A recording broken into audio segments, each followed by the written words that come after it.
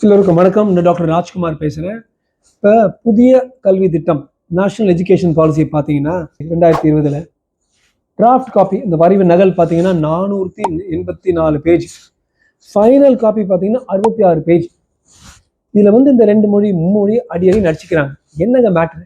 இவங்க சொல்கிறாங்க ஒரு குழந்தைக்கு 5 வயசுலேருந்து 12-13 வயசு வரைக்கும், அதாவது முதல்ல இருந்து எல்கேஜி ஃபர்ஸ்ட் ஸ்டாண்டர்ட்லேருந்து 8ஆம் கிளாஸ் வரைக்கும் இருமொழி தான்.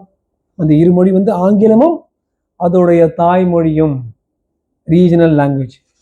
8ஆம் கிளாஸ்லேருந்து 12ஆம் கிளாஸ் வரைக்கும் இன்னொரு மொழி கற்றுக்கணும். அது எந்த மொழி? 8 கிளாசிக்கல் மொழி செம்மொழிகளை கொடுத்துருக்காங்க. அந்த 8 மொழிகள்லையும் முதல் இடம் தமிழுக்கு தான் கொடுத்துருக்காங்க. பட் உங்களுக்கு தமிழ் பிடிக்காது, மலையாளம் கற்றுக்குங்க. ஹிந்தி பிடிக்காது, தெலுங்கு கற்றுக்குங்க.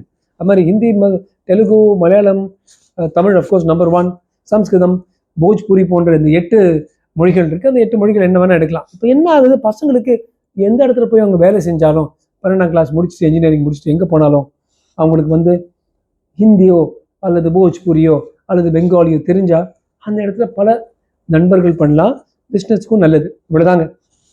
இதை பார்த்தீங்கன்னா ஒரு சில IB-CBSE ஸ்கூல்ஸ் தமிழ்நாடுல நானே போன 6 வரைக்கும் 10 கற்றுக்குறாங்க. அதாவது அந்த 8லேருந்து 12 வரைக்கும் 1 ஃபாரின் லாங்குவேஜ் கொடுக்குறாங்க. சில CBSE, சில IB 2 ஃபாரின் லாங்குவேஜும் கொடுக்குறாங்க.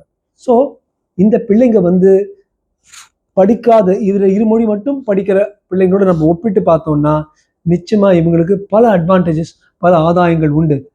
அந்த ஆதாயம் எல்லா குழந்தைகளும், எல்லா தளத்தில் இருக்கிற குழந்தைகளும் வரணும்.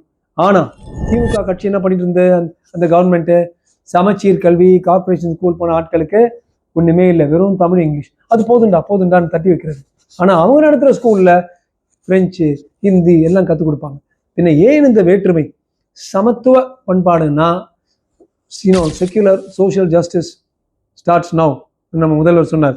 அது உண்மையாக இருந்தால் ஒவ்வொரு சேரியில் இருக்கிற ஒவ்வொரு குழந்தையும், பட்டி தொட்டியில் இருக்கிற ஒவ்வொரு குழந்தையும் பல மொழிகள் கற்றுக்கிட்டு வளரணும், மிளிரணும்.